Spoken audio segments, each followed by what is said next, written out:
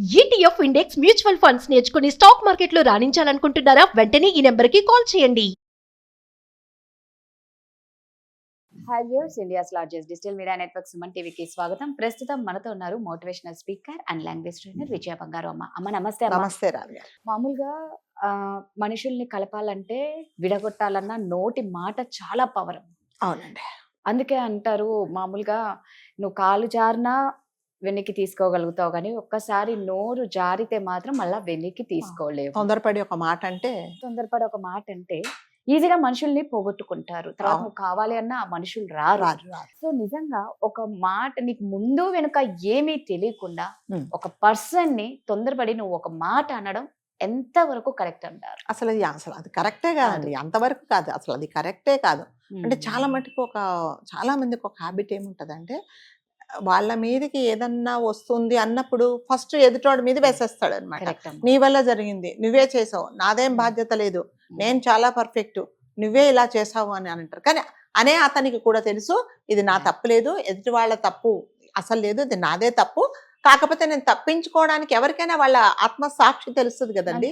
మనం మంచి మాట్లాడినా చెడు మాట్లాడినా అబద్ధం చెప్పినా నిజం చెప్పినా మనం ఏం మాట్లాడుతున్నామో మనకు తెలుస్తుంది. సో చాలా మటుకు ఏంటంటే వేరే వాళ్ళని ఫస్ట్ బ్లేమ్ చేసేసి మనము సేఫ్ జోన్లో వెళ్ళిపోవాలని చాలా చాలా మంది మాట్లాడతారండి. ఇంకా కొంతమంది అంటే కంట్రోల్ చేసుకోలేక అంటే చేసుకున్న మనుషులను కూడా మనం చూసాం చాలా మందిని.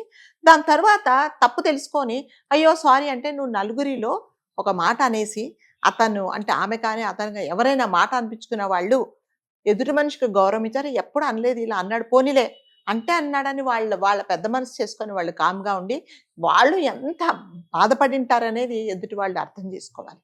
అర్థం చేసుకోకుండా ఎలా మాట్లాడతారంటే ఇష్టం వచ్చినట్టు మాట్లాడతారు అనమాట. మాట్లాడిన తర్వాత వాళ్ళకి తెలుస్తుంది ఇది తప్పు అని చెప్పేసి తర్వాత సారీ చెప్తే ఏంటి అంటారు కదా, నలుగురిలో మీరు ఒక చంపదెబ్బ కొట్టేసి ఇంటికి వచ్చిన తర్వాత సారీ అని చెప్తే మీకు దానివల్ల ఏం ఉపయోగం ఉండదు. సో ఎవరైనా సరేనండి మీరు అన్నట్టుగా కాలు జారితే మనం తీసుకోవచ్చు. ఒక మాట మన నోట్లో నుంచి బయటకు వచ్చింది అంటే దానివల్ల మళ్ళీ దాన్ని మీరు వెనక్కు తీసుకోలేరు. ఎన్నిసార్లు సారీ చెప్పినా కూడా మీరు అన్నప్పుడు అన్న వాళ్ళకి గుర్తుండదండి, అనిపించుకున్న వాళ్ళకి చాలా బాధగా ఉంటుంది. నేను మీకు ఒక చిన్న ఎగ్జాంపుల్ చెప్తాను. ఒక హాస్పిటల్లో ఒక తండ్రి ఒక కొడుకుని తీసుకొస్తాడు. అతడు చాలా యాక్సిడెంట్ అయిపోయి చాలా సివియర్ ఇంజరీస్ అయిపోయి ఇలా పట్టుకొని తీసుకొని వస్తారు హాస్పిటల్.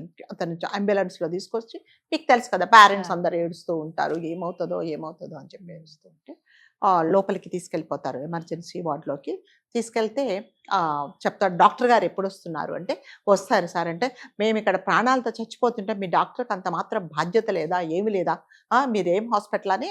అది క్వైట్ కామన్, ఎవరైనా సరే అతని ప్లేస్లో మీరున్నా నేనున్నా మనం అలాగే మాట్లాడతాం. అంటే లేదు సార్ వచ్చేస్తున్నారు డాక్టర్ గారు ఇప్పుడే వచ్చేస్తారు. సరే ఒక 2 minutesకి వస్తాడు. అతను రాగానే ఈ పేరెంట్స్ అందరూ అతని మీద ఇట్లా పడిపోతారనమాట. ఏంటి మీకు బాధ్యత లేదా, మా వాడు చావు బతుకులలో ఉన్నాడు, మీకు అంత మాత్రం బాధ్యత లేదా, మీరు ఇంత లేటుగా వస్తారా, మేము ఎప్పుడు ఫోన్ చేశామంటే సరే మీరేం బాధపడకండి, మీ అబ్బాయిని నేను రక్షిస్తాను అంటే మీరు ఇలాగే చెప్తారండి. మీ డాక్టర్లకు మీకు ఎమోషన్స్ ఏమీ ఉండవు, మీరు ఇలాంటివి ఎన్నో చూస్తారు, మీకు కూడా పిల్లలు ఉంటే మీకు తెలుస్తుందని చాలా నానాక మాటలు మాట్లాడు. మీరు ఇప్పుడు నాతో మాట్లాడి మీరు టైం వేస్ట్ చేస్తే నేను లోపలికి వెళ్ళేసి వస్తానని చెప్పేసి వెళ్తాడు. వెళ్ళి అతన్ని చేయాల్సిన ట్రీట్మెంట్ అంతా చేసేసి అతను సేఫ్ అన్న తర్వాత బయటికి వెళ్ళిపోతాడు. గబగబా బయటకు వెళ్ళిపోతే మళ్ళీ అంటారు, ఈ డాక్టర్కి కొంచెమైనా కూడా మర్యాద లేదా, కనీసం మీ అబ్బాయి బాగున్నాడు సేఫ్ అని కూడా చెప్పకుండా ఎంత పొగరు అసలు, ఏం డాక్టర్ ఈ డాక్టర్ అని అరిస్తే అక్కడ నర్స్ చెప్తుంది, వాళ్ళ అబ్బాయి రోడ్ యాక్సిడెంట్లో చనిపోయాడండి, శ్మశానంలో ఉంది బాడీ, మేము ఫోన్ చేసేటప్పటికి ఆ శ్మశానంలో బాడీని వదిలేసి మీ అబ్బాయిని రక్షించడానికి వచ్చారు అని చెప్తాడనమాట. అయ్యో అంటాడు. అంటే మనిషి ఒక మాట అన్న ఇప్పుడు వాళ్ళు ఎంత బాధపడ్డా కూడా అతనికి ఒక బాధ్యత ఉంది, నా కొడుకు ఎలాగ వెళ్ళిపోయాడు, వేరే వాళ్ళు నా బాధ పడకూడదు అని అతను శ్మశానం నుంచి ఇంకా కార్యక్రమాలు ఆపేసి ఇక్కడ వీళ్ళని రక్షించడానికి వస్తారు. కానీ వీళ్ళు ఏం చేస్తారు అంటే ఇప్పుడు జరిగిన సిచ్యుయేషన్ ప్రకారం వాళ్ళు అరిచారే తప్ప ముందు వెనక ఏం ఆలోచించుకోలేదు. నిజంగానే ఇప్పుడు జనరల్గా అంతే కదండి, నా ఫ్యామిలీ నా పిల్లలు నా ముఖ్యం, నా కొడుకు చనిపోయాడు యాక్సిడెంట్లో, నా గుండె బద్దలవుతున్నాయి, నేను ఎందుకు వస్తాను, నేను రానని చెప్పొచ్చు. అయినా కూడా అతను ఒక బాధ్యతగా నా కొడుకు పోయినప్పుడు నేను ఎంత బాధపడుతున్నాను, రేపు పొద్దున మళ్ళీ ఆ అబ్బాయికి కూడా వాళ్ళ తల్లిదండ్రులకి ఈ పుత్రశోకం ఉండకూడదని చెప్పేసి అతను బాధ్యతగా వచ్చి తన ఏదుంతో తన డ్యూటీ చూసుకొని వెళ్ళిపోతాడనమాట. ఇప్పుడు బాధపడి కూడా ఏం చేసేది లేదు.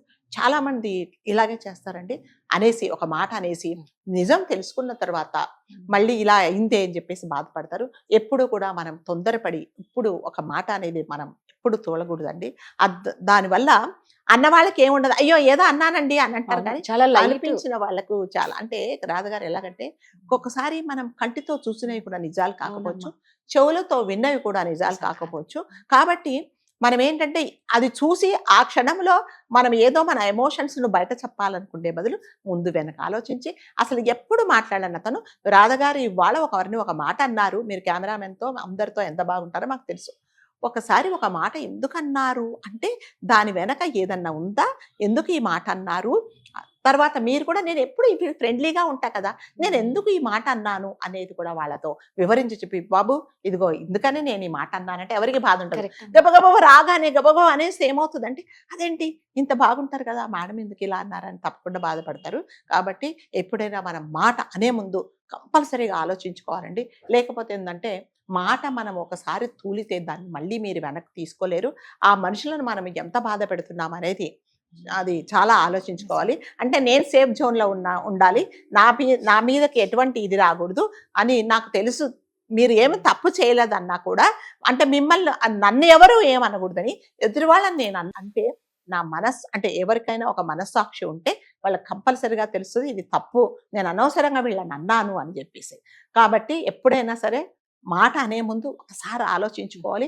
ఆ సిచ్యుయేషన్ ప్రకారం ఒకవేళ అలా అనాల్సి వస్తే కూడా అయ్యో నేను ఇలా అన్నానని మీరు రియలైజ్ అయ్యి అంటే కూడా కొంచెం సారీ చెప్పు. కొంతమంది ఏంటంటే తెలుసుకొని కూడా రాదుగారు, నేను చూసాను చాలా మంది తెలుసుకొని వాళ్ళ తప్పు ఏమి లేదు, నలుగురు చెప్పినా కూడా అన్నాను కదా ఇంకేంటి మళ్ళీ మనం సారీ చెప్పడం ఏంటనే వాళ్ళు కూడా చాలా మంది ఉంటారు. అది నిజంగా మానవత్వం అనిపించుకోదండి. కాబట్టి ఎప్పుడైనా సరే ఒక మాట అనే ముందు 100 సార్లు మనం ఆలోచించి ఇది కరెక్టే, ఇది నేను అన్నాను అంటే 100 మంది మిమ్మల్ని ఈ మాట ఎందుకు అన్నారు ఎవరు విన్నా కూడా కరెక్టే, అందుకనే ఆవిడ అన్నారు అనేసి అనుకుండేలాగా ఉండాలి తప్ప తొందరపడి మనం ఒక మాట అనడం మాత్రం ఇది చాలా తప్పండి. మాట అనే ముందు కంపల్సరీగా మనం ఆలోచించుకోవాల్సిన అవసరం అయితే ఉంటుంది. కరెక్ట్ అమ్మా, మీరు అన్నట్టు ఏంటంటే తొందరపడి మాట్లాడితే చెయ్యి లేసేది కూడా అందుకే. తొందరపడి ఏదన్నా అంటే కొట్టడం ఒకటి, అవును చంపడాలు కూడా అమ్మ చిన్న వాటికి చంపేస్తున్నా. ఎందుకంటే తొందరపడి ఒక ఇప్పుడు ట్రాఫిక్ లోనండి, ట్రాఫిక్ లో లైట్ పడుతుంటది పడుంటది, నేను వెళ్ళాలి మీరు వెళ్ళాలి, ఆ వెనక హార్న్ కొడుతూనే ఉంటారు. కోపంగా వెనక్కి ఇలా తిరుగు చూసాం అంటే మనకి నిజంగా ఇరిటేషన్ వస్తుంది. నాకు పర్పస్ఫుల్ గా నేను ట్రాఫిక్ లో నిలబడను, నాకు అక్కడ ట్రాఫిక్ లైట్ ఉండదు కాబట్టి నేను ఐ హావ్ టు వెయిట్. అది ఆలోచించకుండా వెనక ఏం కనబడట్లేదా వెళ్ళిపోండి, ఎలా వెళ్ళిపోతాడు వాడు, అప్పుడు కూడా కొట్టుకుంటారు.